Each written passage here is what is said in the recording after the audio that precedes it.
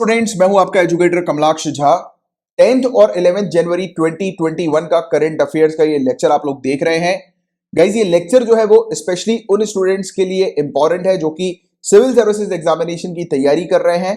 और civil services examination की तैयारी करने वाले स्टूडेंट्स के लिए मैंडेटरी है कि वो रेगुलरली इस लेक्चर को फॉलो करें और लेक्चर्स के दौरान जो भी मैं आपको इंस्ट्रक्शंस दे रहा हूं उनको आपको रिलीजियसली फॉलो करना है, क्योंकि अगर आप ऐसा करेंगे तो आपका 100% गारंटी सिलेक्शन होगा। और इसका बकायदा मैं आपको प्रूफ भी देता हूं, नीचे डिस्क्रिप्शन पर प्रूफ्स की लिंक दी हुई है। यूपीएससी 2020 एग्जाम से पहले जो भी टॉपिक्स यानी कि एक उस एग्जाम के 1 से 1.5 साल पहले जो भी टॉपिक्स मैंने कवर कराए थे उन्हीं से रिलेटेड आपसे क्वेश्चंस पूछे गए हैं। और अगर आप स्टेट सिविल सर्विसेज की तैयारी कर रहे हैं तो भी मैं आपको बता दूं कि यूपीपीसीएस 2020 एग्जाम से 1 से 1.5 साल पहले जितने भी टॉपिक्स मैंने कवर कराए थे उन्हीं से रिलेटेड क्वेश्चंस आए हैं। तो आप बकायदा प्रूफ को चेक कीजिएगा और रेगुलरली इस लेक्चर को फॉलो करते रहिए, उससे आपका 100% गारंटी सिलेक्शन होगा।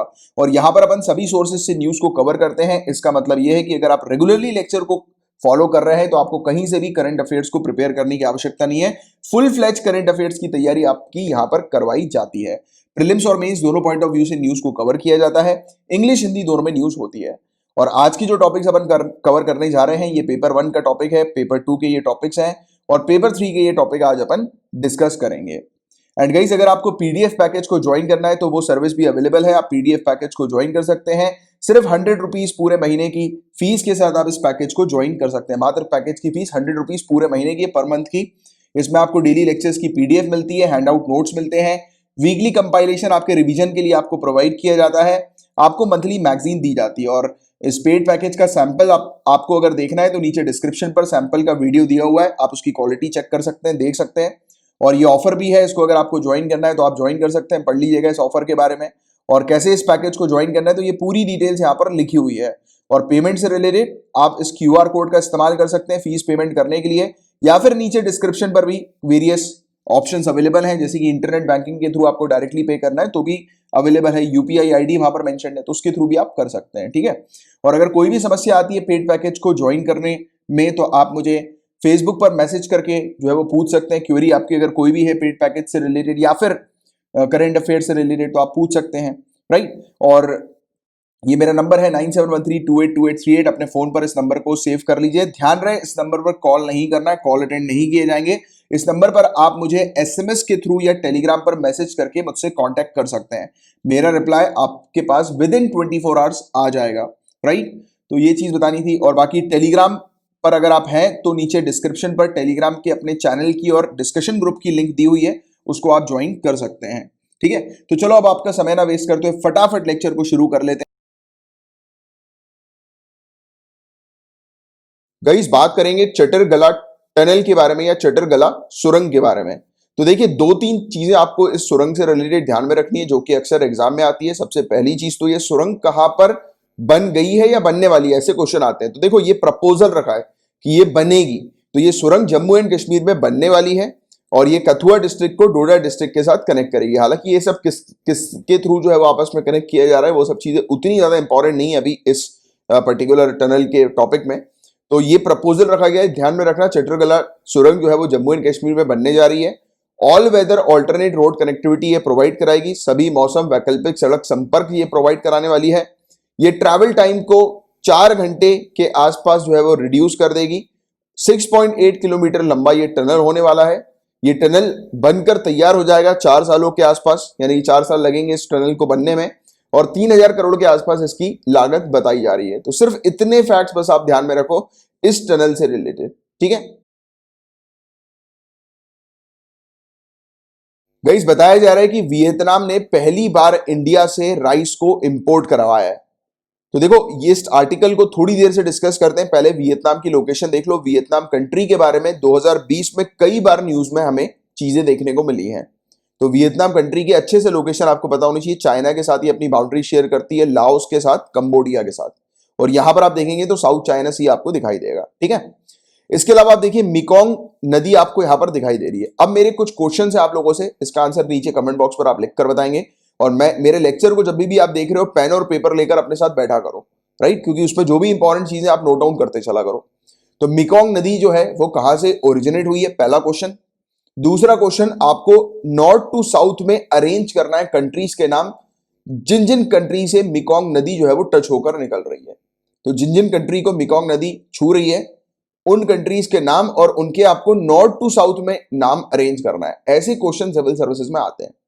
तीसरा क्वेश्चन, मिकोंग गंगा इनिशिएटिव क्या है और मिकोंग गंगा इनिशिएटिव का एम क्या है, गोल क्या है, ये आपको लिखना है। और क्या इंडिया मिकोंग गंगा इनिशिएटिव की सदस्य के तौर पर हमें देखने को मिलती है और क्या इंडिया से ये मिकोंग नदी टच करके गुजरती है क्या। तो ये कुछ क्वेश्चंस हैं जिसके आंसर आप नीचे कमेंट बॉक्स पर बताएंगे, ठीक है।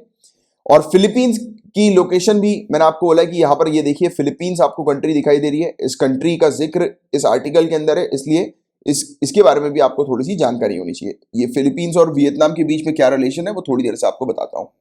तो चलो इस टॉपिक पे चलते हैं। बताया जा रहा है कि वियतनाम ने इंडिया से चावल खरीदना शुरू कर दिया है। और गाइस पते की बात मैं आपको बताऊं, वियतनाम पूरे दुनिया भर में तीसरे नंबर पर आती है राइस के एक्सपोर्ट के मामले में। तीसरे नंबर पर सबसे ज्यादा राइस को एक्सपोर्ट करती है। और ऐसी कंट्री जो एक्सपोर्टर है वो भी इतने बड़े मामले में तीसरे नंबर पर, वो आज की डेट में राइस को इंपोर्ट कर रही है। तो ये अपने आप में ये एक इंपॉर्टेंट टॉपिक हो गया सिविल सर्विसेज पर्सपेक्टिव से, क्योंकि सिविल सर्विसेज में ऐसी चीजें आपसे पूछी जाती है। और दूसरी बात, ये हमारी नेबरिंग कंट्रीज हैं और इवन ईस्ट वाली कंट्री हम लोग को देखने को मिलती है हमसे, राइट। तो हमसे ईस्ट में है ये सभी कंट्री। और एक्ट ईस्ट पॉलिसी और ये सब जो आपको दिखाई देता है इंडिया के जो इनिशिएटिव है, उसके तहत आपको बहुत अच्छे से इन कंट्रीज के बारे में जानकारी होनी चाहिए, राइट। तो इसलिए अपन वियतनाम के बारे में पढ़ रहे हैं। तो देखो एक ऐसी कंट्री जो एक्सपोर्ट कर रही है राइस को, बट आज को उसको जरूरत पड़ गई राइस इंपोर्ट कराने की। तो उसके पीछे की वजह क्या है इसको अपन पहले समझते हैं। तो यहां पर हुआ क्या है, यहां पर एक तो प्राइस काफी ज्यादा बढ़ गए वियतनाम के अंदर चावल के।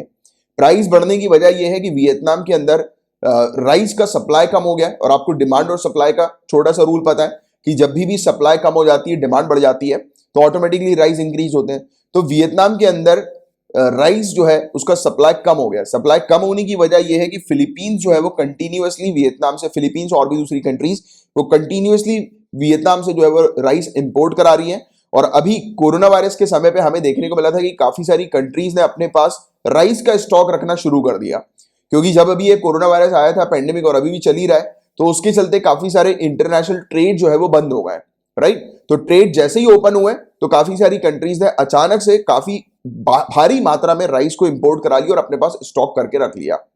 तो इसके चलते ग्लोबल सप्लाई जो है वो थोड़ा सा रिड्यूस हो गया, कम हो गया। वियतनाम से भी काफी ज्यादा चावल जो है वो फिलीपींस ने मंगवाया, क्योंकि देखो वियतनाम और फिलीपींस के बीच में ये रिलेशन है कि फिलीपींस सबसे ज्यादा मात्रा में वियतनाम से राइस इंपोर्ट कराती है, क्योंकि वियतनाम एक्सपोर्टर है और सबसे ज्यादा एक्सपोर्ट करता है वियतनाम राइस को, चावल को, फिलीपींस को। इसकी एक बाकायदा रिपोर्ट भी सामने आई थी मार्च 31, 2020 को कि फिलीपींस 2019 का सबसे बड़ा राइस इंपोर्टर बन गया था, राइट। सबसे ज्यादा राइस जो है वो फिलीपींस ने इंपोर्ट कराया था 2019 में। 2.9 मिलियन टन का राइस इंपोर्ट कराया था। और यूजुअली ये चावल खरीदता है वियतनाम से और थाईलैंड से। तो वियतनाम से सबसे ज्यादा मात्रा में फिलीपींस चावल खरीदता है, राइट। तो फिलीपींस आज भी जो है वो चावल कंटिन्यूअसली खरीद रहा है और इसी वजह से वियतनाम का सप्लाई जो है वो कम हो गया है, रिड्यूस हो गया है।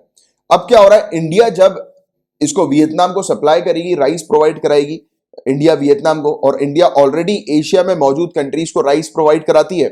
तो अब देखिए, अब अभी तक वियतनाम हमसे राइस खरीद नहीं रहा था। और इवन मैं आपको एक और चीज फैक्ट बताऊं कि चाइना ने भी हमसे राइस इंपोर्ट कराया दिसंबर में। और पहली बार 30 सालों में पहली बार चाइना ने राइस इंपोर्ट कराया। चाइना इंडिया से राइस नहीं लेती थी, बट अब पहली बार 30 सालों में इसने राइस लिया है इंडिया से। तो अभी आप क्या देख रहे हो, एशिया के मार्केट में अभी तक काफी सारी कंट्रीज हमारे कस्टमर नहीं थी, हमारी क्लाइंट नहीं थी, बट अब ये क्लाइंट बनना शुरू हो गई है। तो आप बोलोगे इंडिया का इसमें फायदा है, हाँ फायदा है, बट इसमें एक चीज प्रॉब्लम ये आएगी कि एशिया के अंदर राइस का सप्लाई रिड्यूस होगा। कैसे रिड्यूस होगा, अभी तक जैसे इंडिया जिन कंट्रीज को राइस कंटिन्यूअसली एक्सपोर्ट कर रही है और उसके अलावा इंडिया के पास और भी कंट्रीज और भी मार्केट जो है वो आ गया राइस का, तब क्या होगा, ये डिस्ट्रीब्यूशन हो जाएगा। तो जिन कंट्रीज को पहले जितनी मात्रा में राइस मिल रहा था उनको उतनी मात्रा में नहीं मिल पाएगा, क्योंकि डिस्ट्रीब्यूशन हो गया ना राइस का। तो ये चीज हम लोग को देखने को मिल रही है। और इस डिस्ट्रीब्यूशन के कारण प्रॉब्लम सबसे बड़ी ये आएगी कि फूड इनसिक्योरिटी बढ़ेगी, लोगों तक जो है वो चावल नहीं पहुंचेगा। जो लोग हमारे ऊपर डिपेंडेंट थे चावल के लिए, उनके पास सप्लाई थोड़ा कम आएगा, क्योंकि हमें दूसरी जगह भी मार्केट मिल गया, दूसरों को भी सप्लाई करने के लिए हमारे पास ऑप्शन आ गया है। तो ये एक बड़ी इशू जो है वो एशिया में हमें देखने को मिल सकती है, और ये इसलिए ये कहा जा रहा है कि एशिया के अंदर अब सप्लाई टाइट हो जाएगी, राइट। सप्लाई रिड्यूस हम लोग को देखने को मिलेगी, आपूर्ति में कमी हम लोग को देखने को मिलेगी, ये जो है वो कारण बन सकता है इसका। और इसके चलते 2021 में राइस के प्राइसेस जो है वो बढ़ेंगे, चावल के प्राइसेस बढ़ेंगे, तो ये चीज यहां पर बताई जा रही है, ठीक है।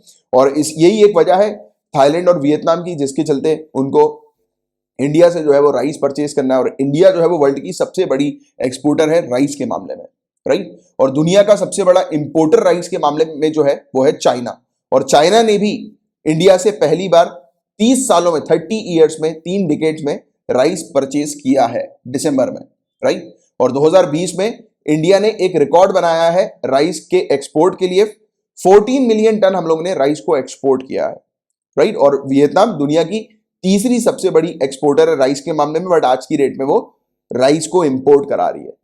तो ये कुछ बेसिक डिटेल्स हैं इस आर्टिकल से रिलेटेड, जिसकी आपको एक अच्छी जानकारी होनी चाहिए, ठीक है।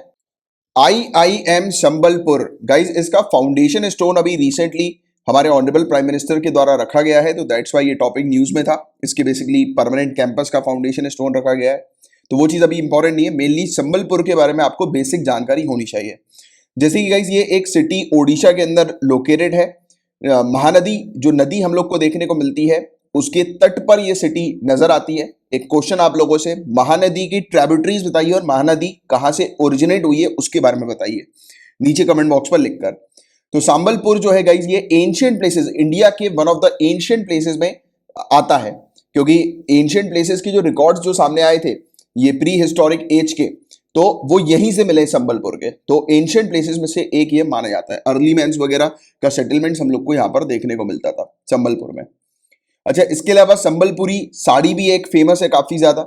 इस साड़ी को बेसिकली हाथ से बने कपड़े पर बनाया जाता है। एक कपड़ा होता है साड़ी के लिए जो यूज किया जाता है, तो वो हाथ से बनता है कपड़ा, हैंडलूम जो है उसका फैब्रिक वुवन हम लोग को ये देखने को मिलता है, राइट। और इसकी साड़ी में खासियत ये बात होती है कि इसकी साड़ियों में जो मोटिव्स वगैरह जो हम लोग को नजर आते हैं, रूपांकन जो हम लोग को नजर आते हैं, जैसे कि इसमें शेल होता है, शंख वगैरह मौजूद होते हैं, उनकी चित्र वगैरह होते हैं, और चरखा होता है, व्हील के चित्र होते हैं, फ्लावर्स वगैरह के चित्र होते हैं इसकी साड़ी में। संबलपुरी साड़ी काफी फेमस है। इसके अलावा हीराकुंड डैम, क्वेश्चन बनेगा हीराकुंड डैम कहां पर है, तो संबलपुर में ही, ओडिशा में ही हीराकुंड डैम हम लोग को देखने को मिलता है, याद रखिएगा। और ये डैम जो है वो सबसे लंबा अर्थन डैम है, मिट्टी से बना डैम है, यानी कि मैन मेड डैम हम लोग को देखने को मिलता है। इसमें काफी सारी मिट्टियों का उपयोग किया जाता है। अर्थन डैम ये basically one of the type होता है डैम का।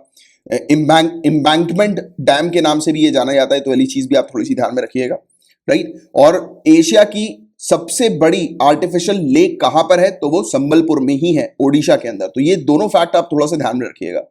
और संबलपुर का नाम जो लिया गया है वो लिया गया है देवी समाली के नाम पर, और देवी समाली जो है वो इस क्षेत्र पर, संबलपुर पर राज करती थी, ऐसा कहा जाता था। तो ये वाली चीज है गाइस, तो जिसकी एक आपको जानकारी, आइडिया होना चाहिए संबलपुर ओडिशा के बारे में। ओडिशा की एक सिटी है गाइस। कैबिनेट ने अप्रूव किया है एक मेमोरेंडम ऑफ कॉपरेशन इंडिया और जापान के बीच में होगा, जो कि स्पेसिफाइड स्किल्ड वर्कर की पार्टनरशिप को लेकर हमें देखने को मिलेगा। देखो सिंपल सी चीज आप ध्यान में रखो, इंडिया और जापान के बीच में एक पार्टनरशिप होने वाली है, एक डील होने वाली है, एक एग्रीमेंट होने वाला है, जो कि स्पेसिफाइड स्किल्ड वर्कर को लेकर देखने को मिलेगा। इसका अप्रूवल कैबिनेट ने दे दिया है। अभी इस फोटो पर गौर फरमाओ, आपको क्या चीज नजर आ रही है? यहां पर काम करते हुए कुछ लोग, इंडिया के वर्कर्स, ये जा रहे हैं, कहां पे जा रहे हैं? जापान में। तो यही एग्रीमेंट है इसका, और कुछ नहीं है। इस एग्रीमेंट के अंदर हमारे यहाँ पे मौजूद जो वर्कर्स हैं उनको जापान में भेजा जाएगा काम करने के लिए। जो भी इच्छुक वर्कर्स हैं जो जापान जाकर काम करना चाहते हैं, तो उनको भेजा जाएगा, राइट। तो इसको लेकर ये एग्रीमेंट हमें देखने को मिल रहा है। तो एक बार थ्योरी में देख लो ये पूरी चीजें। तो देखो यहां पर बताया जा रहा है कि हम लोग एक इंस्टीट्यूशनल मैकेनिज्म को सेटअप करेंगे इस पार्टनरशिप और कॉपरेशन के लिए, जापान और इंडिया के बीच में जो होगी। इंस्टीट्यूशनल मैकेनिज्म का मतलब सिंपल भाषा में एक ऑफिस हम लोग सेटअप करेंगे, जिसका काम सिर्फ यही होगा कि ये वर्कर्स जो होंगे उनको टेस्ट करेगा कि जो भी इच्छुक वर्कर्स हैं क्या उनमें वो स्किल है कि नहीं, जिस स्किल की जापान में जाकर आवश्यकता है काम करने के लिए, तो उसकी टेस्टिंग होगी। और दूसरी सबसे मेन इंपॉर्टेंट चीज, जापान में जाकर उनको काम करना है, तो जापानीज लैंग्वेज को भी चेक करना जरूरी है कि उनको जापानीज लैंग्वेज आती है कि नहीं आती। तो ये वाली टेस्टिंग होने वाली है कि उनके पास स्किल्ड वर्कर, यानी कि स्किल्ड वर्कर जो है उनके पास एप्रोप्रिएट स्किल्स जिसकी आवश्यकता है जापान के अंदर वो है कि नहीं, first point. Second point, Japanese language. तो इसको टेस्ट करने के लिए एक हम लोग ऑफिस जो है वो सेटअप करेंगे, तो ये चीज बताई जा रही है।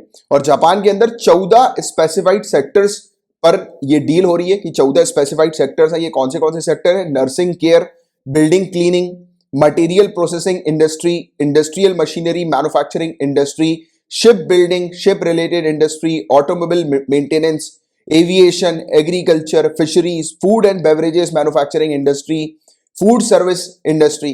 तो ये क्षेत्र हैं जहां पर हमारे वर्कर्स जाकर काम करेंगे, राइट। और इंडियन वर्कर्स को जापान के अंदर एक नया स्टेटस रेसिडेंस का प्रोवाइड किया जाएगा, जो कि स्पेसिफाइड स्किल्ड वर्कर के लिए हमें देखने को मिलेगा। ये जापान सरकार जो है वो प्रोवाइड कराएगी, क्योंकि हमारे वर्कर वहां पर जाकर रहेंगे तो उनके रेसिडेंस का स्टेटस भी तो होना जरूरी है ना।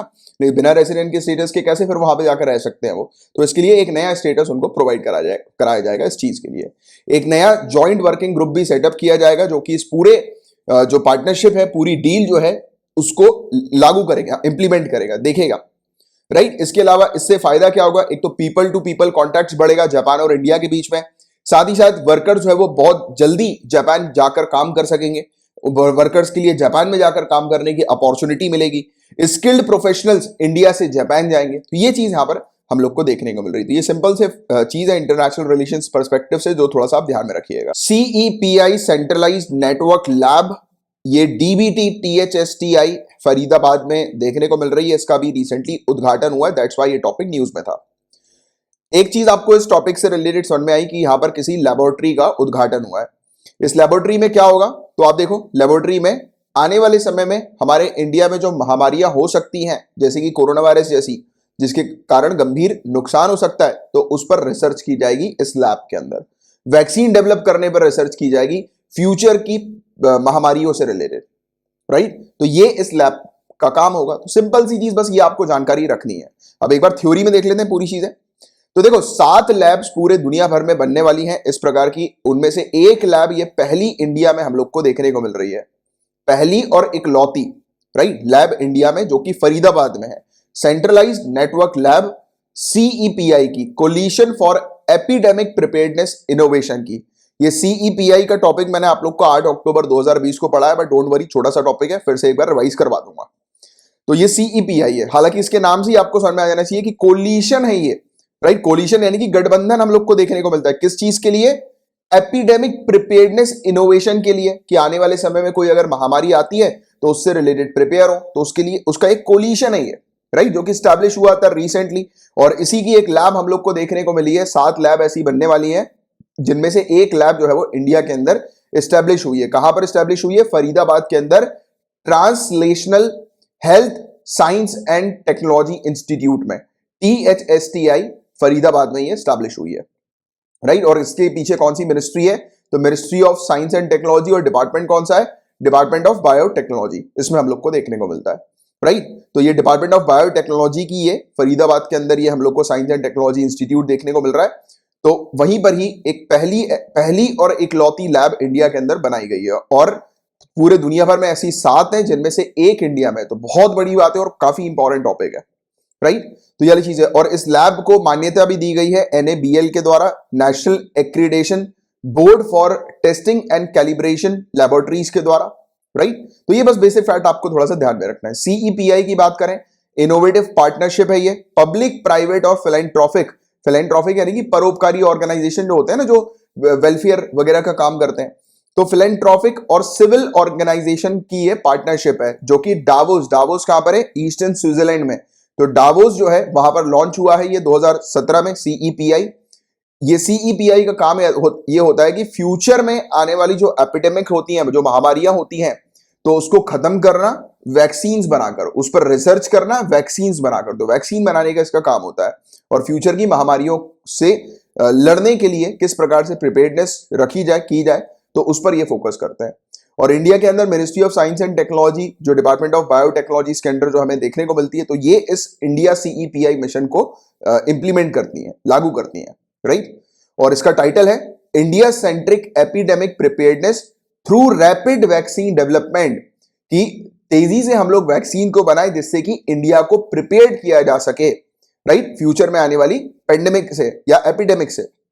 और इसमें इंडिया की वैक्सीन डेवलपमेंट को सपोर्ट किया जाता है, साथ ही साथ ग्लोबल इनिशिएटिव जो CEPI का है उसको सपोर्ट किया जाता है, राइट, क्योंकि इंडिया CEPI मिशन ये हमें देखने को मिलता है। इसका एम यही है कि वैक्सीन वगैरह को डेवलप करना, तेजी से हमारी कंट्री में वैक्सीन का डेवलपमेंट हो, प्रिपेयर करना इंडियन पब्लिक हेल्थ सिस्टम को कि हमारा जो पब्लिक हेल्थ सिस्टम है वो काफी बेटर हो और जिससे कि महामारियों से लड़ने के लिए वो केपेबल हो, राइट। तो ये वाली चीज है, तो ये चीज है सिंपल सी जिसके बारे में CEPI से रिलेटेड आपको पता होना चाहिए। पहले भी इसके बारे में पढ़ा चुका, बट सिंपल इतनी चीज बस आप ध्यान में रखो, इससे बाहर का और कुछ नहीं आएगा। और बाकी ये एक इंपॉर्टेंट है, पूरे दुनिया भर में 7 लैब्स हैं, उनमें से एक लैब हमारी कंट्री के अंदर हमें देखने को मिल रही है जो कि सेटअप की गई है फरीदाबाद में। तो ये फैक्चुअल इंफॉर्मेशन थोड़ी सी ध्यान में रखना, राइट। तो इवन यूपीएससी में भी वाली इंफॉर्मेशन आ सकती है। एक तो पूरे दुनिया भर में 7 ही लैब हैं जिनमें से एक इंडिया के अंदर है, तो अपने आप में ये काफी बड़ी बात है, ठीक है गाइस। इनलैंड वाटरवेज का ये टॉपिक है, ये टॉपिक प्रीलिम्स और मेंस दोनों पॉइंट ऑफ व्यू से इंपॉर्टेंट है। पहले तो इस टॉपिक की इंपॉर्टेंस थोड़ी सी मैं आपको समझाता हूं जिससे कि आप इस टॉपिक को थोड़ा सा सीरियसली लें। तो देखो, इनलैंड वाटरवेज जो होते हैं ये, इस पर हम लोग आज की डेट में बहुत ज्यादा काम कर रहे हैं, इनलैंड वाटरवेज के ऊपर। तो आप लोगों को मेंस पॉइंट ऑफ व्यू से ये समझने की आवश्यकता है इस टॉपिक के अंदर कि इनलैंड वाटरवेज किस प्रकार से हेल्पफुल होता है, राइट। आज की डेट में हम लोग, आपने सुना होगा कि इंटर रिवर लिंकिंग प्रोजेक्ट के ऊपर हम लोग काम कर रहे हैं कि आपस में अलग अलग रिवर्स को लिंक कर रहे हैं, राइट। और इस इंटरलिंकिंग रिवर प्रोजेक्ट से तो एक तो फायदा ये होगा कि हर जगह जो है वो पानी की समस्या खत्म हो सकेगी, right, first point. Second most important point, inter river linking project के थ्रू हम लोग इंटर स्टेट इनलैंड वाटरवेज का इस्तेमाल कर सकेंगे, यानी कि आपस में रिवर्स जब आपस में कनेक्टेड होगी तो एक स्टेट से दूसरी स्टेट तक इस पानी के माध्यम से पहुंचा जा सकता है, फेरीज वगैरह चलाई जा सकती हैं, राइट। यानी कि इस प्रकार की जो वेसल्स वगैरह होती हैं ये पैसेंजर के लिए भी होती है और सामानों के मूवमेंट के लिए भी होती है, तो वो सेवा शुरू की जा सकती है। तो इस पर हम लोग ऑलरेडी काम कर रहे हैं, इनलैंड वाटरवेज को इंप्रूव करने का काम कर रहे हैं। और इसके अलावा जैसे कि आज की डेट में पॉल्यूशन लेवल काफी हाई है, हम लोग को देखने को मिलता है, आप लोग जानते हैं पॉल्यूशन लेवल के बारे में कितना ज्यादा हाई हो गया है, राइट, ट्रैफिक कंजेशन के कारण।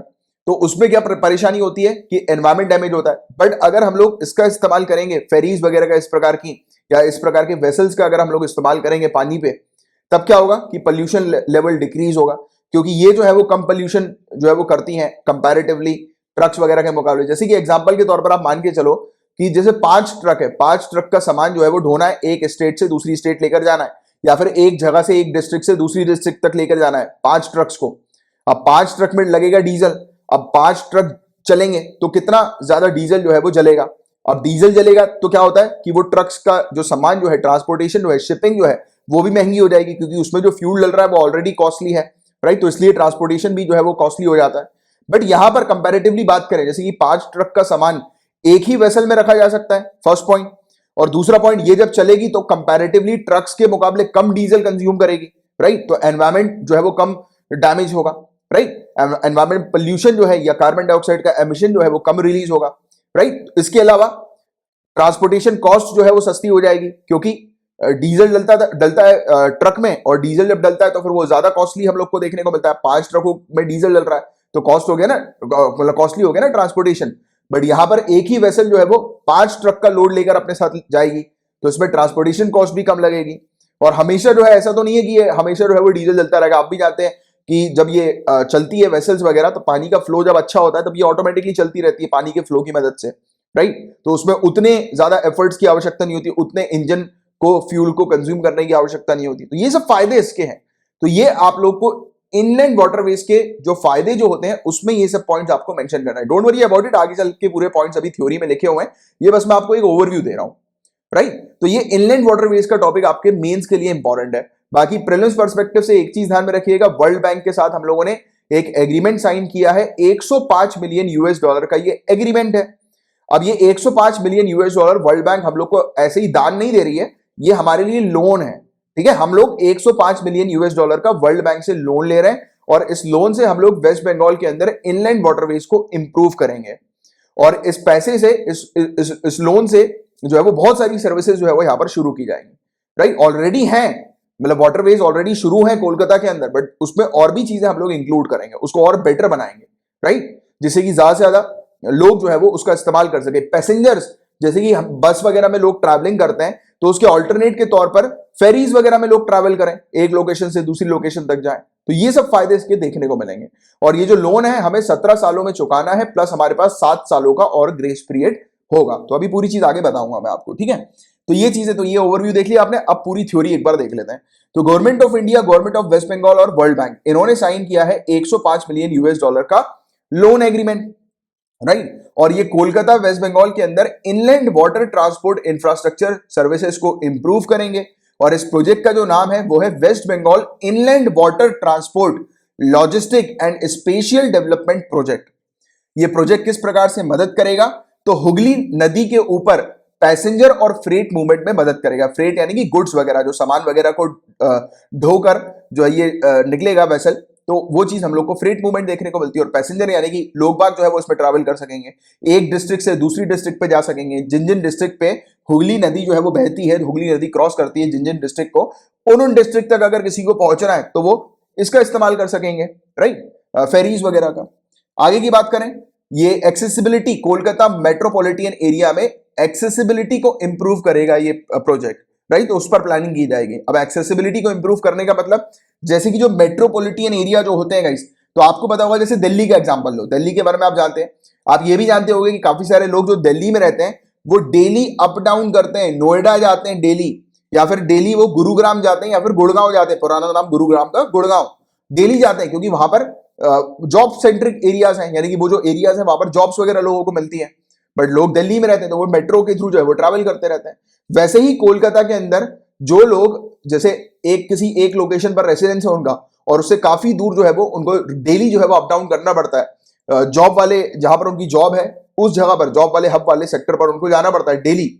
तो उसके लिए ये फेरीज वगैरह मदद करेंगी। तो उससे क्या होगा, पैसेंजर्स की क्वालिटी ऑफ लाइफ भी इंप्रूव होगी। कैसे क्वालिटी ऑफ लाइफ इंप्रूव होगी पैसेंजर्स की या रेसिडेंट्स की, कि वहां पर हमें देखने को मिलेगा, जैसे कि लोग बाग, जैसे इमेजिन करो लोग बाग बस में बैठकर डेली ट्रैवलिंग कर रहे हैं। अब ऑलरेडी मेट्रोपॉलिटन एरिया का ऑलरेडी जो ट्रैफिक होता है काफी कंजेशन वाला हम लोग को देखने को मिलता है, टाइम बहुत लगता है, फर्स्ट पॉइंट।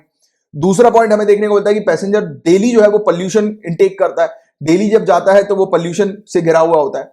बट जब वो पैसेंजर अगर किसी फेरी में बैठ के जाएगा नदी में, तो ऑब्वियस ही बात है कि वो कंपैरेटिवली रोड्स के मुकाबले उसको पोल्यूशन उतना फील नहीं होगा, बल्कि अच्छी क्वालिटी एयर जो है वो इंटेक होगी, राइट, वो क्वालिटी एयर इंटेक करेंगे। तो ये उनकी जो है अल्टीमेटली क्वालिटी ऑफ लाइफ को इंप्रूव करेगा, राइट। साथ ही साथ वेस्ट बंगाल के लॉजिस्टिक सेक्टर में ग्रोथ देखने को मिलेगी, क्योंकि ऑटोमेटिकली सामान वगैरह का मूवमेंट जो होगा वो काफी बल्क में होगा, इसके माध्यम से काफी सस्ता होगा, और ऑटोमेटिकली ग्रोथ हम लोग को देखने को मिलेगी लॉजिस्टिक सेक्टर में। तो ये चीज यहां पर बताई जा रही है जिसकी आपको जानकारी होनी चाहिए। और इनलैंड वाटरवेज जो होते हैं वो आज की डेट में इस पर हम लोग काम कर रहे हैं, और बढ़ता हुआ सेक्टर ही है इनलैंड वाटरवेज का, और काफी कॉस्ट इफेक्टिव है, सस्ता पड़ता है, जैसे मैंने आपको समझाया था। एनवायरमेंट फ्रेंडली होता है ये, जैसा आपको बता चुका हूं ऑलरेडी में, राइट। और ये प्रोजेक्ट जो है ये रिवर ट्रांसपोर्ट इंफ्रास्ट्रक्चर को इंप्रूव करेगा वेस्ट बंगाल के अंदर, और हेल्प करेगा वेस्ट बंगाल के इकोनॉमिक डेवलपमेंट में। और ये कनेक्ट करेगा जॉब सेंटर्स को मार्केट्स के साथ, वही चीज मैंने आपको बताई, रेसिडेंट एरिया, जॉब सेंटर और मार्केट को आपस में कनेक्ट करेगा, जिससे कि लोग इजीली जो है वो एक्सेस कर सकें वाटरवेज के थ्रू, राइट, अपनी जिस भी लोकेशन पर उनको जाना है। और ये प्रोजेक्ट जो है वो 5 सबसे पॉपुलस डिस्ट्रिक्ट को कवर करने वाला है, यानी कि 5 ऐसी डिस्ट्रिक्ट जहां पर ज्यादा पॉपुलेशन हम लोग को देखने को मिल रही है, तो उसको ये प्रोजेक्ट कवर करेगा, जिसमें कोलकाता मेट्रोपॉलिटन एरिया भी इंक्लूडेड है। यहां पर वेस्ट बंगाल की 1/3 पॉपुलेशन रहती है, तो ऐसे एरिया को ये कवर करने वाला है प्रोजेक्ट, या फिर अराउंड 30 मिलियन पॉपुलेशन यहां पर देखने को मिलती है। ये प्रोजेक्ट के 2 फेज होंगे। पहले फेज के अंदर यहां पर कैपेसिटी और सेफ्टी को इंप्रूव किया जाएगा और इनलैंड वाटर ट्रांसपोर्ट सिस्टम की, और इसमें जेटीज वगैरह जो होती हैं उनको रिहैबिलिटेट किया जाएगा, जो ऑलरेडी जेटीज है उनको अच्छा बनाया जाएगा, उसका डिजाइन वगैरह इंप्रूव किया जाएगा, राइट। और नई नई फेरीज को भी परचेज किया जाएगा, नए नए वेसल्स को परचेज किया जाएगा, और क्वाइट पॉसिबल सोलर वेसल्स को भी परचेज किया जाएगा, राइट, जिससे कि और मतलब एनवायरमेंट फ्रेंडली वेसल्स जो है वो हमें मिल सके। तो सोलर वेसल्स भी देखने को मिलेंगे इस प्रोजेक्ट में। इलेक्ट्रिक गेट्स इंस्टॉल किए जाएंगे 40 लोकेशन पर। इलेक्ट्रिक गेट्स का मतलब क्या होता है, ऊपर ब्रिज होता है, ठीक है, नीचे से जो है वो नदी निकलती है, नीचे ब्रिज के नीचे से, आप जानते हैं, ब्रिज के नीचे एक बड़ा वेसल आ रहा है, तो ऑब्वियसली बात है, आपने देखा होगा कि ब्रिजेस जो है वो ओपन हो जाते हैं, तो वो ब्रिजेस जो है वो अपने आप में गेट का रोल प्ले करते हैं। तो आपने मूवीज वगैरह में वाली चीज देखी होगी। तो ऐसी कुछ चीजें 40 लोकेशन पर जो है वो इंस्टॉल की जाएंगी। फिर इसका दूसरा फेज आएगा।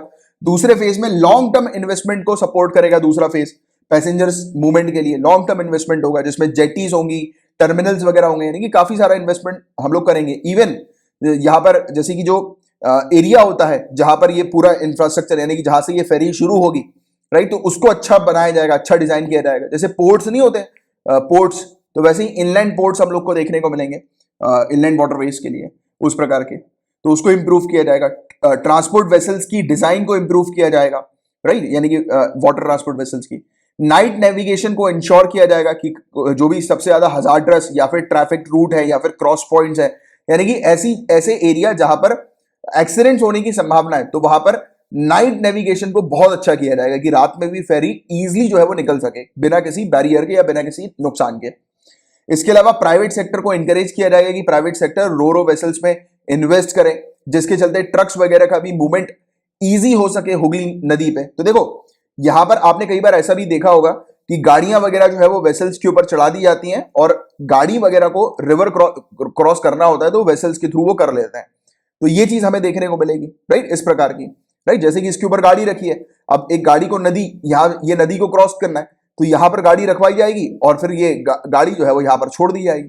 तो ऐसी चीज हम लोग को देखने को मिलेगी कोलकाता के अंदर। तो उससे क्या होगा कि कई बार ट्रक वगैरह जो है नॉर्थ ईस्टर्न क्षेत्र में जा रहे हैं या कहीं और जा रहे हैं सामान वगैरह को लेकर और उनको रिवर क्रॉस करना है, तो ये आसानी से रिवर क्रॉस कर लेंगे, जिससे कि उनको लंबा रूट नहीं पकड़ना पड़ेगा, शॉर्टकट जो है वो उनको मिल जाएगा। तो उससे अल्टीमेटली पेट्रोल बचेगा और पेट्रोल बचेगा तो ऑटोमेटिकली शिपिंग का कॉस्ट भी कम होगा, राइट। तो ये सब इसके फायदे हैं और जो कि ये सिर्फ इस जगह पर नहीं होगा, मतलब जैसे कि हुगली नदी पर सिर्फ नहीं, बाकी आप इसके ये सब जो फायदे हैं ये इनलैंड वाटरवेज के जो एडवांटेजेस है उसको आप मेंशन कर सकते हैं, ये सब पॉइंट्स को उस एडवांटेजेस में मेंशन कर सकते हैं। Understanding the point. तो इस तरीके से भी आप इस टॉपिक को समझो, इसलिए मैंने थोड़ा डिटेल में ये टॉपिक आपको लेकर गया हूं। इसके अलावा जैसे कि यहां पर फोकस फ्लडिंग के ऊपर भी किया जाएगा, प्रेसिपिटेशन के ऊपर भी किया जाएगा, जो बारिश होती है तेज वर्षा वगैरह जो होती है। क्लाइमेट स्मार्ट इंजीनियरिंग सोल्यूशन भी इस प्रोजेक्ट में अप्लाई किए जाएंगे, यानी कि हर जगह पे हर चीज देखी जाएगी कि किसी क्षेत्र पे फ्लड वाली स्थिति है, बाढ़ आने वाली स्थिति है, तो उसको एनालाइज किया जाएगा, चेक किया जाएगा, देखा जाएगा। क्योंकि अगर वो सब एनालाइज नहीं करेंगे तो ऑब्वियस सी बात है कभी भी अचानक बाढ़ आ गई तो सामान जो उस वेसल के ऊपर है या पैसेंजर जो उस वेसल के ऊपर है उसमें नुकसान देखने को मिलेगा, सामान जो है वो खराब हो जाएगा, पैसेंजर्स की जान जाने का रिस्क है। तो इसलिए इस प्रकार के भी सॉल्यूशंस इस प्रोजेक्ट में अप्लाई किए जा रहे हैं, राइट। इसके अलावा डिसेबल फ्रेंडली सर्विसेज यहां पर अवेलेबल होंगी, वुमेन सेफ्टी को इंश्योर किया जा रहा है, वुमेन्स को एम्प्लॉयमेंट प्रोवाइड किया जाएगा इस प्रोजेक्ट के तहत, यानी कि वुमेन को इनकम जनरेट होगी वुमेन्स की इस प्रोजेक्ट के थ्रू। 105 मिलियन यूएस डॉलर का लोन जो है वो लिया जा रहा है international bank for reconstruction and development के द्वारा, जिसका 17 सालों का मैच्योरिटी पीरियड है और ग्रेस पीरियड इसमें 7 सालों का और प्रोवाइड किया जा रहा है, जैसा मैंने आपको स्टार्टिंग में बताया था। हुगली नदी की बात करेंगे तो हुगली नदी एक डिस्ट्रीब्यूटरी हम लोग को गंगा नदी की देखने को मिलती है। डिस्ट्रीब्यूटरी का मतलब कि एक ऐसी ब्रांच नदी की जो कि वापस नदी में आकर नहीं मिलती है, ये अलग हो जाती है, सेपरेट हो जाती है। तो कोलकाता के अंदर ये हमें देखने को मिलती है। कोलकाता के पोर्ट को ये सेपरेट करती है पूरे नॉर्थ ईस्ट इंडिया से, और नेपाल और भूटान से भी ये हुगली नदी सेपरेट करती है। साथ ही साथ यहाँ पर 80% से भी ज्यादा फ्रेट और पैसेंजर का मूवमेंट हमें देखने को मिलता है, राइट। और ये नदी जो है वो कोलकाता के 3 ब्रिजेस को क्रॉस करती है, तो ये वाली चीज भी है।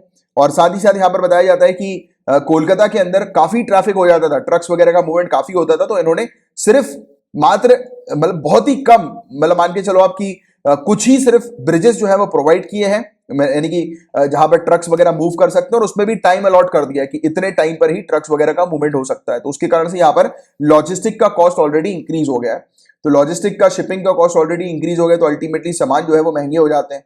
तो इसीलिए अब ये जब ट्रांसपोर्ट सर्विस आएगी तब सामान वगैरह भी सस्ते हो जाएंगे, क्योंकि लॉजिस्टिक कॉस्ट जो है वो डिक्रीज होगी, राइट। तो ये चीज यहां पर बताई जा रही है। तो ये है पूरा ओवरऑल टॉपिक जिसकी आपको बहुत अच्छी जानकारी होनी चाहिए थी, ठीक। गाइस, लाजी की एक रिपोर्ट अभी रिसेंटली रिलीज हुई है, तो इसी पर अपन बात करेंगे। लाजी यानी कि longitudinal ageing study of India.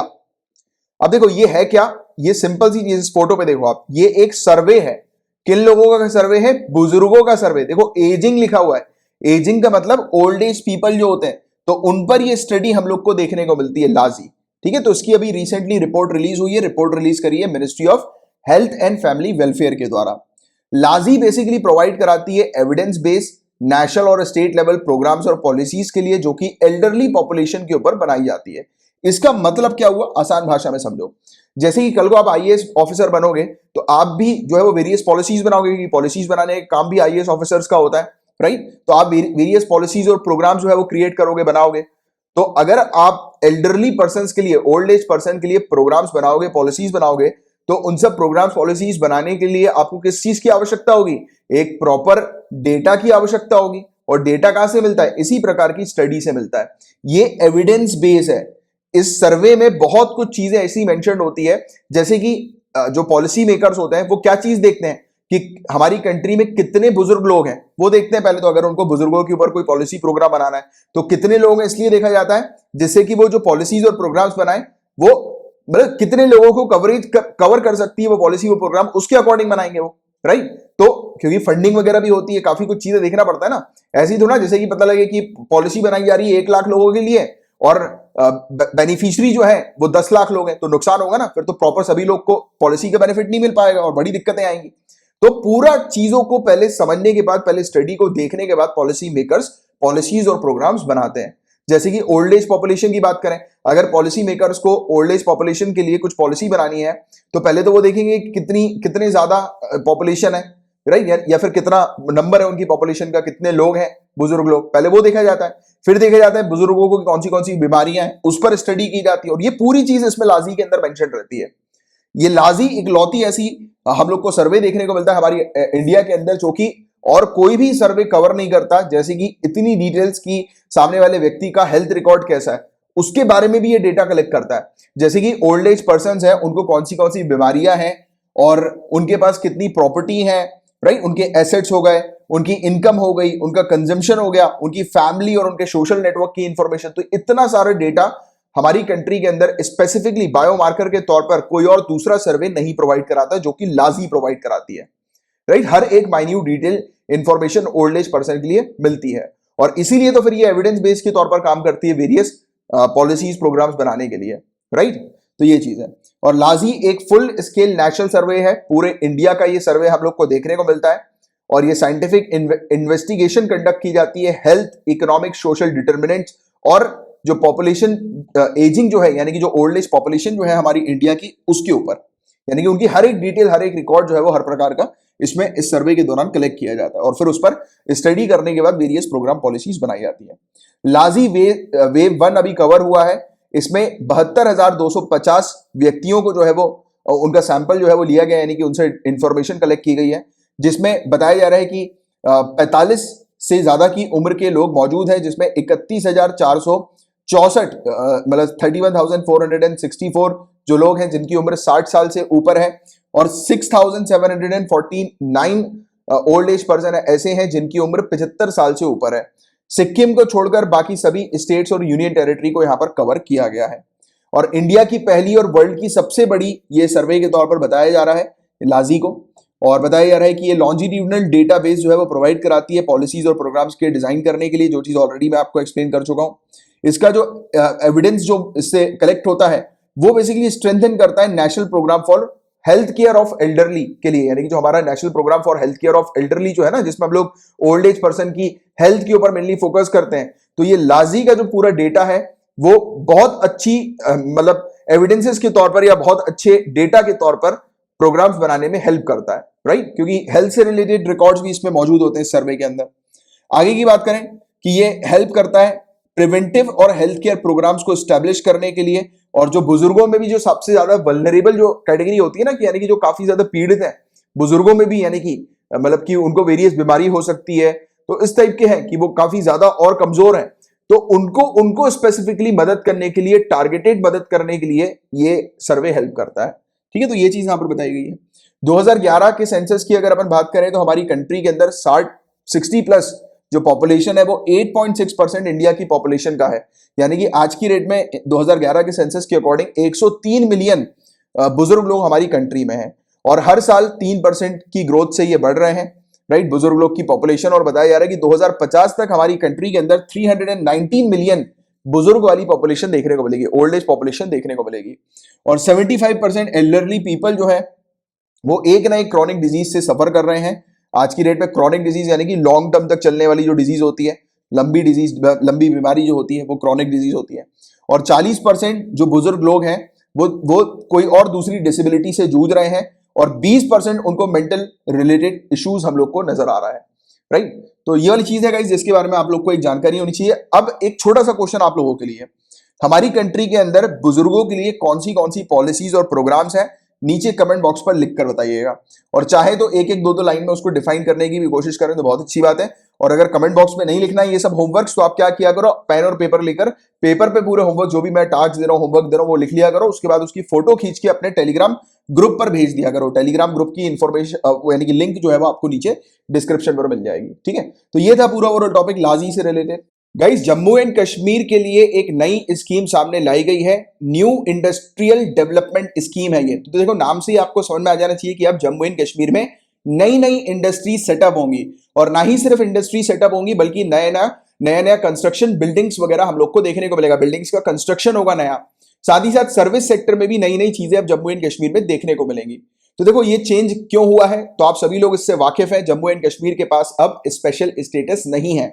पहले जब जम्मू एंड कश्मीर के पास स्पेशल स्टेटस था तब जम्मू एंड कश्मीर के अंदर एक रूल हुआ करता था कि कोई भी बाहरी व्यक्ति जम्मू एंड कश्मीर में आकर इन्वेस्टमेंट नहीं कर सकते, जम्मू एंड कश्मीर की प्रॉपर्टी को परचेज नहीं कर सकते।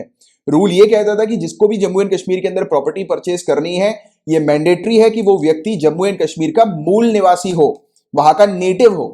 तो वहां के नेटिव को ही अलाउ किया जाता था प्रॉपर्टी वगैरह परचेज करने के लिए। बाहरी व्यक्ति, दूसरी स्टेट के जो व्यक्ति हैं, जो नॉन जम्मू एंड कश्मीर के जो सिटीजन हैं, तो उनको अलाउ नहीं किया जाता था कि वो जम्मू एंड कश्मीर में जाकर प्रॉपर्टी परचेज करें। बट अब स्पेशल स्टेटस जो है जम्मू एंड कश्मीर का हट गया। अब कोई भी व्यक्ति जाकर जम्मू एंड कश्मीर में इन्वेस्टमेंट कर सकते हैं, इन्वेस्टर्स वगैरह जाकर इंडस्ट्री सेटअप कर सकते हैं, बिल्डिंग्स वगैरह का कंस्ट्रक्शन कर सकते हैं, राइट। तो ये चीज यहां पर बताई जा रही है। अच्छा, अब ये टॉपिक जो शुरू हो रहा है, तो ये तो आप एक चीज समझ गए हो कि ये स्कीम जो है वो इंडस्ट्रियल डेवलपमेंट को लेकर हमें जम्मू एंड कश्मीर के अंदर देखने को मिल रही है। बट आपके मेंस के लिए मैं एक और पॉइंट यहां पर हाईलाइट करवाना चाहता हूं, वो जो कि जो एक्चुअल में जो स्थिति है उससे रिलेटेड वो पॉइंट है। तो देखो अभी हुआ क्या गाइस, हाल ही की एक न्यूज थी। जम्मू एंड कश्मीर के अंदर एक दुकानदार था, राइट, एक श्रीनगर के अंदर एक दुकानदार था जो काफी सालों से, वो मतलब जम्मू एंड कश्मीर का नेटिव नहीं था, बट वो काफी सालों से जम्मू एंड कश्मीर में बिजनेस कर रहा था। उसने अपनी दुकान किराए पे ली थी। वो जिस घर में रह रहा था वो किराए का घर था। बट जम्मू एंड कश्मीर का स्पेशल स्टेटस हटने के बाद उस व्यक्ति ने जम्मू एंड कश्मीर के अंदर अपने नाम पर प्रॉपर्टी रजिस्टर कराई, एक दुकान परचेज करी, मकान परचेज किया, प्रॉपर्टी अपने नाम पर रजिस्टर कराई। फिर क्या हुआ, अभी रिसेंटली टेररिस्ट ने उसको मार दिया। टेररिस्ट ने मारकर एक नोट भेजा। नोट के अंदर यह चीज मेंशन करी, यानी कि नोटिस के अंदर मेंशन करी कि कोई भी बाहरी व्यक्ति, भले ही कानून उसको अलाउ करता है बट हम अलाउ नहीं करेंगे, किसी भी बाहरी व्यक्ति को यहां पर अलाउ नहीं किया जाएगा कि वो प्रॉपर्टी परचेज करें। वो किराएदार है, किराएदारों की तरह रहे, मकान मालिक बनने की कोशिश ना करें।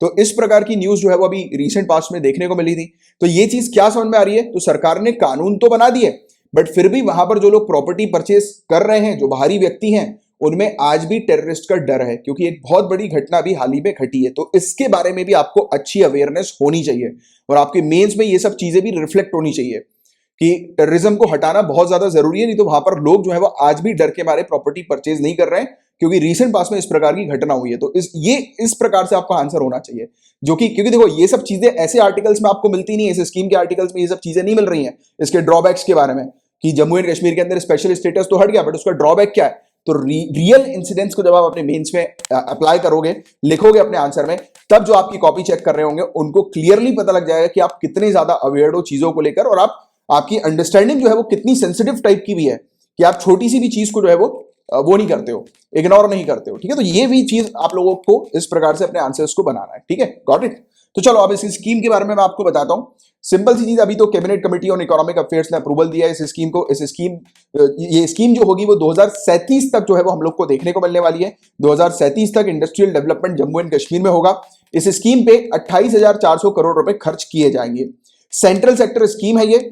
Union territory of Jammu and Kashmir के अंदर इंडस्ट्रीज को डेवलप करने को लेकर ये स्कीम है। अब जब इंडस्ट्री सेटअप होंगी, डेवलप होंगी, तो ऑब्वियस सी बात है कि वहां पर लोगों को जॉब्स मिलेगी, तो एम्प्लॉयमेंट जनरेट होगी, राइट। अब जब एम्प्लॉयमेंट जनरेट होगी तो लोगों के हाथ में आएगा पैसा, इनकम आएगी लोगों के हाथ में, और जब लोगों के हाथ में इनकम आएगी तो उनका स्टैंडर्ड ऑफ लिविंग काफी बेटर होगा। तो इसलिए इसके कारण उस क्षेत्र में जहां पर भी इंडस्ट्री वगैरह सेटअप होगी वहां पर सोशियो इकोनॉमिक डेवलपमेंट हमें देखने को मिलेगा। ठीक है, सामाजिक आर्थिक विकास वहां पर देखने को मिलेगा। तो ये चीज है। इसके अलावा इस स्कीम के अंदर इंसेंटिव्स प्रोवाइड किए जा रहे हैं। अब देखो, इंडस्ट्री सेटअप करना है तो लोगों को अट्रैक्ट करना जरूरी है, इन्वेस्टर्स को अट्रैक्ट करना जरूरी है। तो सरकार इन्वेस्टर को कैसे अट्रैक्ट कर सकती है? सिंपल से पॉइंट्स है, सरकार इंसेंटिव्स देगी। सरकार बोलेगी कि आप यहां पर पैसा लगाओ, और जो भी आप पैसा लगा रहे हो, इन्वेस्टमेंट जो भी आप कर रहे हो, उस इन्वेस्टमेंट में हम आपको छूट देंगे, राइट, रिबेट आपको प्रोवाइड किया जाएगा।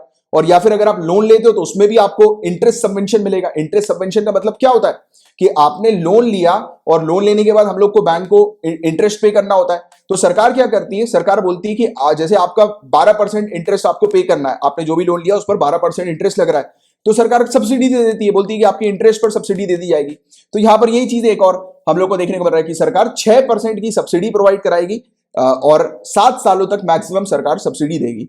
और इसमें जो जिस भी व्यक्ति का लोन अमाउंट 500 करोड़ रुपए तक का होगा तो उस पर ये चीज जो है वो मिलेगी, ये सब्सिडी मिलेगी, या फिर आप इंटरेस्ट सबवेंशन के तहत जो है ये फायदा होगा लोगों का। तो लोग जो है वो अट्रैक्ट होकर यहां पर इन्वेस्टमेंट करेंगे, ठीक है। और इन्वेस्टमेंट जो है वो मैन्युफैक्चरिंग सेक्टर में करने की बात की गई है, बिल्डिंग कंस्ट्रक्शन की बात की गई है और सर्विस सेक्टर की बात की गई है। और इसमें जोन ए और जोन बी की भी बात है। अब आप बोलोगे कि सर जोन ए और जोन बी क्या है, तो मैं आपको सिंपल सी चीज बताता हूं।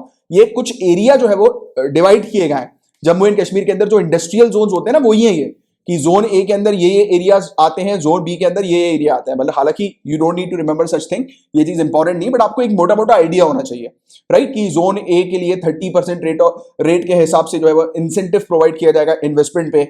जोन बी के अंदर 50% रेट के हिसाब से इंसेंटिव प्रोवाइड किया जाएगा इन्वेस्टमेंट पे, राइट। और इन्वेस्टमेंट 3 एरियाज पर हमें देखने को मिलेगा, सर्विस सेक्टर, मैन्युफैक्चरिंग सेक्टर और बिल्डिंग कंस्ट्रक्शन। तो ये चीज यहां पर बताई जा रही है। इंटरेस्ट सबवेंशन की भी अपन ने बात करी ली कि इंटरेस्ट पे सब्सिडी दी जाएगी। इवन इतना ही नहीं, जीएसटी लिंक्ड इंसेंटिव भी प्रोवाइड किया जाएगा कि जो भी इन्वेस्टमेंट करते हैं इसी में, प्लांट और मशीनरी में, यानी कि मैन्युफैक्चरिंग पर्पस के लिए जो इन्वेस्टमेंट कर रहे हैं, या बिल्डिंग कंस्ट्रक्शन पर्पस के लिए कर रहे हैं, या फिर सर्विस सेक्टर के लिए कर रहे हैं, तो उस दौरान उनके ऊपर जो भी जीएसटी लगेगा तो उस पर भी 300% तक की छूट जो है वो सरकार देगी। बट यहां पे कहा जा रहा है कि 10 सालों के लिए ये जीएसटी का बेनिफिट प्रोवाइड किया जाएगा इन्वेस्टर्स के लिए।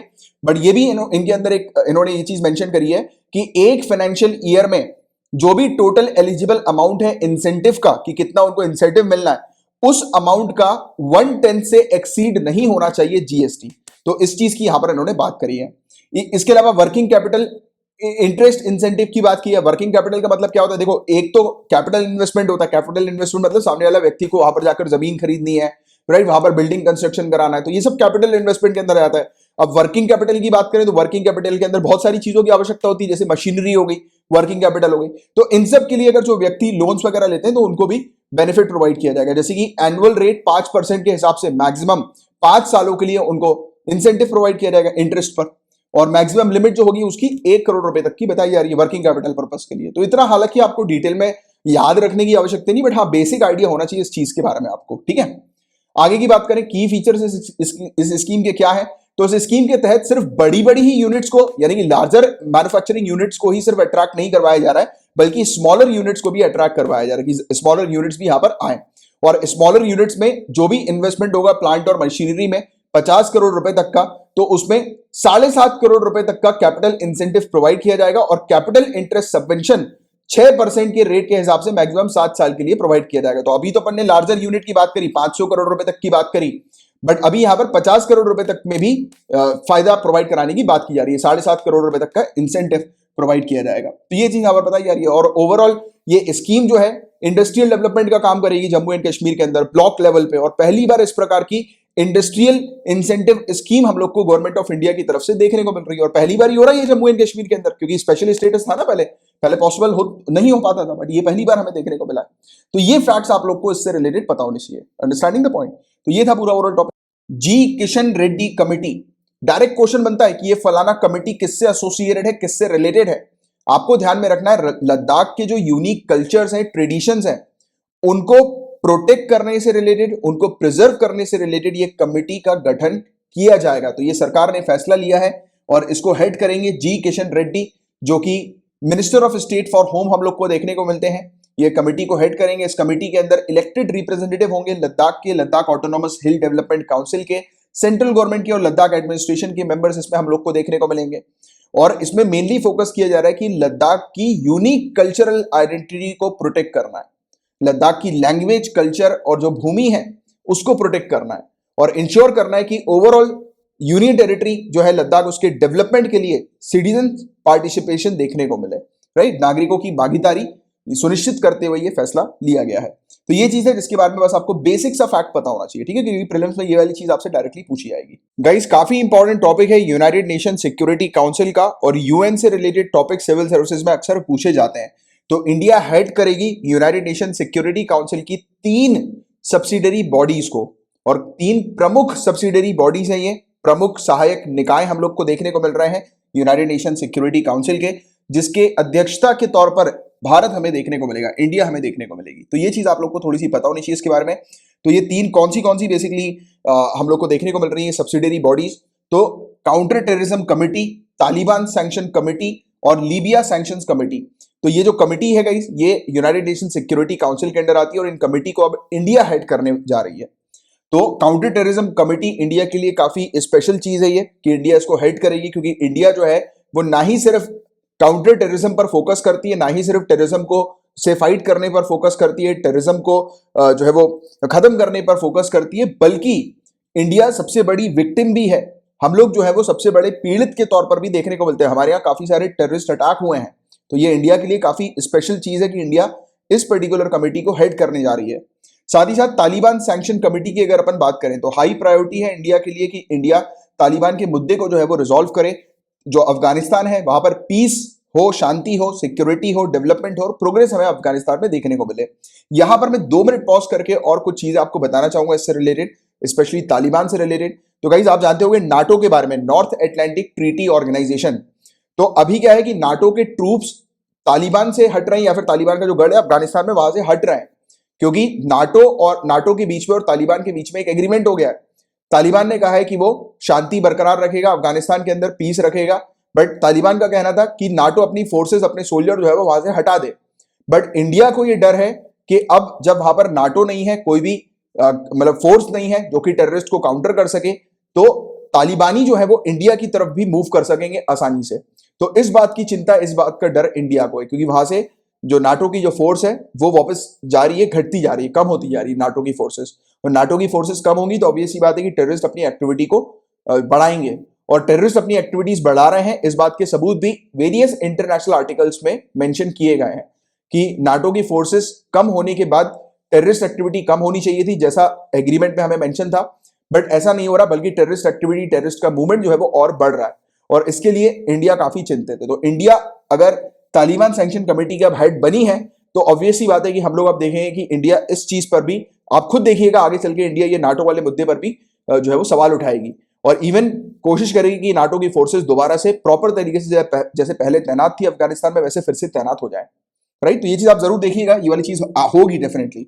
राइट, अगर नहीं होगी तो दूसरी फोर्सेस वहां पर तैनात जरूर होंगी, क्योंकि तालिबान को कंट्रोल करना बहुत जरूरी है। और इंडिया जो है ये लीबिया सैंक्शंस कमेटी को भी हेड करेगी, और इंटरनेशनली फोकस लीबिया के ऊपर है कि लीबिया के अंदर शांति वगैरह बरकरार है, तो उस पर भी फोकस हम लोग को देखने को मिलता है। और लीबिया के टॉपिक को मैंने, आप मैगजीन में पढ़िएगा, 2020 की मैगजीन के अंदर काफी डिटेल में पूरे लीबिया के टॉपिक को मैंने एक्सप्लेन किया हुआ है।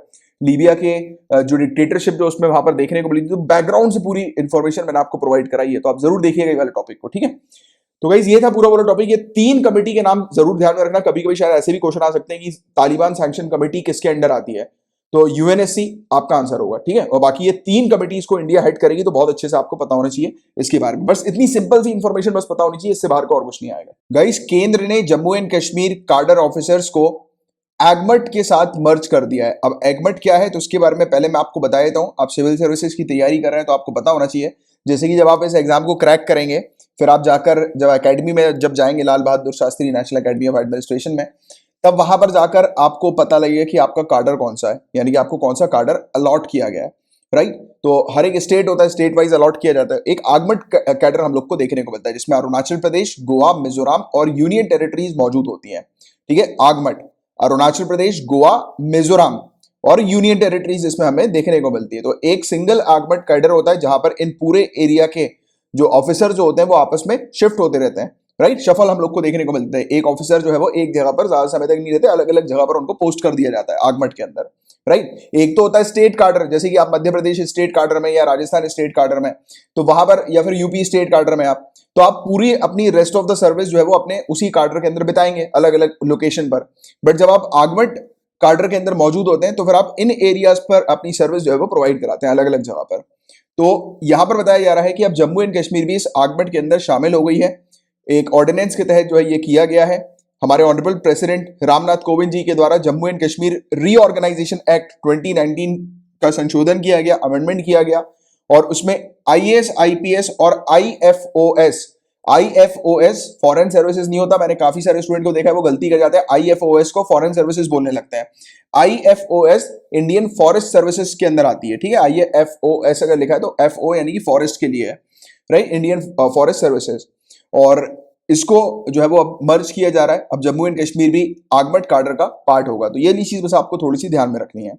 अब ऑफिसर जो है वो इस आर्मड के यहाँ पे जम्मू एंड कश्मीर के अंदर भी पोस्ट किए जाएंगे, और इससे जम्मू एंड कश्मीर के अंदर जो ऑफिसर्स का जो शॉर्टेज जो आ रहा था तो वो अब टैकल हो जाएगा, क्योंकि वहां पर ऑफिसर्स वगैरह अलॉट किए जाएंगे आर्मड में जो मौजूद है। अगर कहीं पे शॉर्टेज होता है तो वहां के ऑफिसर्स अलॉट कर दिए जाएंगे जम्मू में और कश्मीर में। और इवन जैसे कि प्रमोटीज की बात करें, जैसे कि जो Jammu and Kashmir state civil services या कश्मीर एडमिनिस्ट्रेटिव सर्विसेज से जो लोग पास करते हैं एग्जाम को, जैसे स्टेट सिविल सर्विसेज होता है ना, तो वैसे ही जो लोग एग्जाम को पास करेंगे तो उनका जो फिर आगे चल के कुछ सालों के बाद जो उनका प्रमोशन होता है, जैसे आपको पता होगा इसकी, जो व्यक्ति स्टेट सिविल सर्विसेज को क्रैक करते हैं तो कुछ सालों के बाद जो है वो आईएएस में प्रमोट हो सकते हैं, राइट। तो वाली चीज भी हमें देखने को मिलती है, प्रमोशन उसके अंदर होता है। तो यहाँ पर प्रमोशन जो है वो 67-33% की जगह 50-50 पर किया जाएगा। तो ये वाली चीज भी यहाँ पर बताई जा रही है। 67-33 का फॉर्मूला क्या होता है कि 67 जो है वो ऑल इंडिया सर्विसेज के ऑफिसर्स होते हैं, जैसे कि यूपीएससी क्रैक करके जो ऑफिसर होते हैं वो 67% मौजूद होते हैं, और 33% जो ऑफिसर्स होते हैं वो स्टेट सिविल सर्विसेज से प्रमोट करके लाए जाते हैं। यहाँ पर हम लोग को 50-50 देखने को मिल रहा है, राइट। तो ये चीज यहाँ पर बताई जा रही है। तो उसकी भी एक आपको बेसिक जानकारी, बेसिक फैक्ट होना चाहिए। बाकी टेक्निकलिटीज इतनी डिटेल में जाने की आवश्यकता नहीं, बस सिंपली आर्मड के बारे में थोड़ा सा ध्यान में रखना। कभी कभी शायद ये आ जाए कि आर्मड कार्डर के अंदर कौन से लोकेशंस जो है वो एडेड है। तो आपको अरुणाचल प्रदेश, गोवा, मिजोरम और यूनियन टेरिटरी थोड़ा सा ध्यान में रखना है। इसमें अब जम्मू एंड कश्मीर भी शामिल हो गया है, राइट। तो ये चीज है बेसिक सी इंफॉर्मेशन जिसका आपको आइडिया होना चाहिए। गाइस अगर क्वेश्चन आ जाता है कि स्वास्थ्य वायु क्या है, तो आप देखो ये एक डिवाइस आपको दिखाई दे रही है स्वास्थ्य वायु की। आपको शायद याद रहा होगा कि मैंने आपको इसके बारे में पढ़ाया भी है कि जब स्टार्टिंग में कोरोना वायरस जब नया नया हमें देखने को मिला था, काफी ज्यादा पैनिक सिचुएशन जो है वो हो गई थी। लोगों के पास वेंटिलेटर्स जो है वो नहीं मिल पा रहे थे लोगों को, राइट, वेंटिलेटर्स का शॉर्टेज हो गया था। तो उस दौरान हम लोगों ने इंडिया के अंदर इस प्रकार की डिवाइस जो है वो बनाई थी, जिससे कि ये डिवाइस जो है वो वेंटिलेटर्स के ऑल्टरनेटिव के तौर पर काम कर सके, क्योंकि corona virus directly respiratory system को मतलब इंपैक्ट करता है। तो उसमें सांस लेने में बड़ी परेशानी होती है पेशेंट को, तो पेशेंट को वेंटिलेटर की आवश्यकता होती है, ऑक्सीजन की आवश्यकता होती है। तो ये डिवाइस बनाई गई थी हमारी कंट्री के अंदर, जो कि ऑक्सीजन जो है वो पेशेंट को प्रोवाइड करा सके, और पोर्टेबल डिवाइस है, आराम से उसको उठा के ले जाया जा सकता है कहीं पर भी, राइट। तो ये चीज है। तो अब बताया जा रहा है कि जो भी पेशेंट्स, जो कोरोना वायरस से पीड़ित जो पेशेंट्स हैं, जिनको ऑक्सीजन सप्लीमेंटेशन 35% तक की जिनको आवश्यकता होती है, उनको ये प्रोवाइड किया जाएगा, राइट। तो ये वाली डिवाइस उनको प्रोवाइड की जाएगी, यानी इस डिवाइस से वो अपनी ऑक्सीजन की रिक्वायरमेंट को फुलफिल कर सकते हैं। तो एक एक्सपर्ट कमिटी बैठाई गई है, director general of health services, जो कि ministry of health and family welfare के अंडर आती है। तो उन्होंने इस चीज के बारे में बात कही है। और थोड़ी सी बात कर लेते हैं स्वास्थ्य वायु के बारे में। तो इंडिया के अंदर ही ये डिजाइन और डेवलप की गई है CSIR के द्वारा, council for scientific and industrial research के द्वारा, और उसकी नेशनल एरोस्पेस लेबोरेटरीज के द्वारा ये किया गया है। CSIR NAL के द्वारा ये इंडिजीनियसली डिजाइन और डेवलप की गई है। इसका ऑब्जेक्टिव यही है कि वेंटिलेटर्स की शॉर्टेज को फुलफिल करना, कोरोना वायरस के स्टार्टिंग पीरियड में जो इशू आ रहे थे, राइट। और non invasive by level positive airway pressure ventilator के तौर पर ये हमें देखने को मिलता है। माइक्रो कंट्रोलर इसके अंदर मौजूद है, closed loop adaptive control system है, built in biocompatible 3D printed manifold और कोपलर इसके अंदर हमें देखने को मिलता है, और इसमें HEPA फिल्टर है, highly efficient particulate air filter देखने को मिलता है। हालांकि इतनी टेक्निकलिटीज की आवश्यकता नहीं है, सिंपल बस याद रखो स्वास्थ्य वायु क्या है। तो ये CSIR NAL के द्वारा बनाया गया एक डिवाइस है जो कि कोरोना वायरस पेशेंट्स की मदद करता है उनको ऑक्सीजन प्रोवाइड कराने में। तो ये सिंपल सी चीज बस ध्यान में रखना। एक और चीज ध्यान में रखना, 6 प्राइवेट कंपनीज को ये टेक्नोलॉजी कमर्शियलाइज की जा चुकी है, राइट। तो ये चीज है जिसके बारे में आपको आइडिया होना। गाइस इंडियन मेट्रोलॉजिकल डिपार्टमेंट की एक रिपोर्ट के अकॉर्डिंग बताया जा रहा है कि 2020 जो है 8वां सबसे वार्मेस्ट ईयर बताया जा रहा है 1901 के बाद, यानी कि 8वां सबसे गर्म साल 2020 बताया जा रहा है 1901 के बाद से। तो इसके बारे में कुछ बेसिक डिटेल जानेंगे। हालांकि ज्यादा आपको डेटा रिकॉर्ड जो है वो याद रखने की आवश्यकता नहीं है, बट सिंपल सी चीज 2020 से रिलेटेड याद रखना कि 8वां सबसे गर्म साल के तौर पर ये देखने को मिला था 1901 के बाद से। हालांकि 2016 के मुकाबले ये कम था, और एक चीज ध्यान में रखना, 2016 एक ऐसा साल था जो कि सबसे गर्म बताया गया था, राइट। यानी कि सबसे ज्यादा जो टेम्परेचर जो था वो 2016 में हम लोग को देखने को मिला था, 2016 में, ठीक है। और पिछले जो 20 साल हैं, 2 डिकेड्स हम लोग को देखने को मिलते हैं 2001 से लेकर 2020 के बीच में, और 2001 से 2010 और 2011 से 2020 का जो ये पीरियड था वो सबसे गर्म डिकेड के तौर पर बताया गया है। यहां पर 2001 से 2010 में टेम्परेचर लेवल नॉर्मल के मुकाबले 0.23 डिग्री सेल्सियस जो है वो हाई हुआ है, राइज हुआ है। और 2011 से लेकर 2020 का जो पीरियड था वो 0.34 डिग्री सेल्सियस नॉर्मल के मुकाबले हाई हम लोग को देखने को मिला है। तो ओवरऑल ये क्या इंडिकेट कर रहा है कि टेम्परेचर लेवल इंक्रीज हो रहा है। तो उसके बारे में आप ऑलरेडी जानती हो, ग्लोबल वार्मिंग के बारे में। इसके अलावा ये एक फैक्ट थोड़ा सा ध्यान में रखना कि 15 सबसे गर्म जो साल थे, राइट, 1901 के बाद से, इन 15 सालों में से जो सबसे वार्मेस्ट ईयर बताए गए थे उनमें से 12 जो हैं वो पिछले 15 सालों में ही हम लोग को देखने को मिले हैं, 2006 से 2020 के बीच में। तो ये चीज यहां पर बताई गई है। और इंडिया में एवरेज एनुअल मीन टेम्परेचर जो है 1901 से लेकर 2020 के पीरियड का, उसमें इंक्रीजिंग ट्रेंड देखने को मिला है। यानी कि लगातार इंडिया के अंदर टेम्परेचर लेवल 1901 से जो है वो बढ़ता ही गया है, राइट। और एक ट्रेंड इस प्रकार का देखने को मिला है कि 0.99 डिग्री सेल्सियस मैक्सिमम टेम्परेचर की यहां पर बात हो रही है, 0.99 डिग्री सेल्सियस हर 100 सालों में बढ़ता हुआ बताया गया है, राइट। तो ये चीज यहां पर बताई जा रही है। और 0.62 डिग्री सेल्सियस हर 100 सालों में ये जो नॉर्मल जो टेम्परेचर होता है उसका ट्रेंड बढ़ता हुआ बताया गया है। तो मीन जो टेम्परेचर जो होता है, नॉर्मल जो टेम्परेचर देखने को मिलता है। और ये हालांकि इतना लोअर टेम्परेचर कितना ट्रेंड चल रहा है और जो मैक्सिमम टेम्परेचर का ट्रेंड कितना चल रहा है, तो वो सब चीजें इतनी इंपॉर्टेंट नहीं है। एक चीज बस ये इंपॉर्टेंट है कि 5 सबसे गर्म साल ऑन रिकॉर्ड जो हमें देखने को मिले हैं 2016, 2009, 2017, 2010 और 2015 बताए गए हैं। क्योंकि ये चीज कभी कभी स्टेट सिविल सर्विसेज आपसे पूछ सकते हैं, और यूपीएससी में मेंस में लिखने के लिए आप ये चीज जरूर मेंशन कीजिएगा कि पिछले 15 सालों में हम लोग को टोटल 12 ऐसे ईयर्स देखने को मिले हैं जो कि सबसे वार्मेस्ट थे आफ्टर 1901, यानी कि 1901 के बाद से, ठीक है। तो ये चीज जरूर मेंशन कीजिएगा। आईएमडी की इसके बारे में मेंशन कीजिएगा कि 2020 जो है वो 8वां सबसे गर्म साल देखने को मिला, और 2016 तो सबसे गर्म है, राइट, सबसे वार्मेस्ट ईयर के तौर पर नजर आया। और ये डिक्रीजिंग ऑर्डर में ये चीज लिखी हुई है कि 2016 सबसे गर्म था, फिर 2009, फिर 2017, फिर 2010, फिर 2015। तो 5 सबसे गर्म जो ईयर्स हम लोग को देखने को मिले हैं वो ये इस ट्रेंड में यहाँ पर बताए गए हैं, यानी कि इस डिक्रीजिंग ऑर्डर में बताए गए हैं। और 2020 की नॉर्थ ईस्ट मानसून सीजन की जो रेनफॉल हमें देखने को मिली थी अक्टूबर से दिसंबर के बीच में अभी हाल ही में गई थी, तो वो नॉर्मल बताई गई है, ठीक है। तो ये चीज है जिसके बारे में आपको बेसिक एक रिपोर्ट के बारे में जानकारी होनी चाहिए। सो गाइस, आज का ये लास्ट टॉपिक था और मैंने आपको जितने भी टॉपिक्स पढ़ाए हैं अगर आपको अच्छे से क्लियर हो गए हैं तो लाइक का बटन जरूर हिट कीजिएगा, नए आए हैं तो चैनल को सब्सक्राइब कीजिए और शेयर जरूर कीजिएगा इस लेक्चर को। और लेक्चर की अगर आपको पीडीएफ चाहिए तो पीडीएफ पेड पैकेज को आप ज्वाइन कर सकते हैं। इसकी फीस मात्र 100 रुपीज पूरे महीने की है। इसमें आपको डेली लेक्चर्स की PDF, handout notes, weekly compilation का पीडीएफ दिया जाता है। रिवीजन के लिए आपको मंथली मैगजीन दी जाती है। इसके अलावा एक ऑफर भी है, आप वीडियो को पॉज करके ये ऑफर को पढ़ सकते हैं। और पेड पैकेज को आपको कैसे ज्वाइन करना है तो उसके बारे में पूरी इंफॉर्मेशन ये लिखी हुई है, आप पेड पैकेज को ज्वाइन कर सकते हैं, राइट। और ये पेमेंट आपको कैसे करनी है तो ये क्यूआर कोड का आप इस्तेमाल कर सकते हैं पेमेंट करने के लिए, या फिर डिस्क्रिप्शन पर पेमेंट डिटेल्स लिखी हुई है। इंटरनेट बैंकिंग वगैरह के थ्रू आप डायरेक्टली पेमेंट करना चाहते हैं तो वो भी अवेलेबल है, राइट। और अगर कोई भी आपको समस्या आती है पेड पैकेज को ज्वाइन करने से रिलेटेड या करंट अफेयर्स के बारे में कुछ मुझसे आपको पूछना है तो आप मुझे फेसबुक पर मैसेज करके पूछ सकते हैं। फेसबुक पर आप मेरे नाम को सर्च कीजिएगा, मैं आपको मिल जाऊंगा, वहां पर मुझे मैसेज कीजिएगा, मेरा रिप्लाई आपके पास विद इन 24 आवर्स आ जाएगा। और अगर आप फेसबुक पर नहीं है तो फिर आप टेलीग्राम का इस्तेमाल कर सकते हैं। ये मेरा नंबर है 9713282838। इस नंबर पर आप टेलीग्राम करके आपको मुझसे जो पूछना है आप उससे पूछ सकते हैं, मेरा रिप्लाई विद इन 24 आवर्स आपके पास आ जाएगा। और अगर आप टेलीग्राम पर हैं तो आप टेलीग्राम के अपने ग्रुप को ज्वाइन कर सकते हैं। नीचे डिस्क्रिप्शन पर ग्रुप की लिंक दी हुई है और चैनल की भी लिंक दी हुई है, उसको भी आप ज्वाइन कर सकते हैं। तो चलिए अब अपन मिलेंगे कल के लेक्चर में, तब तक के लिए bye bye, take care, have a great day ahead, Tata.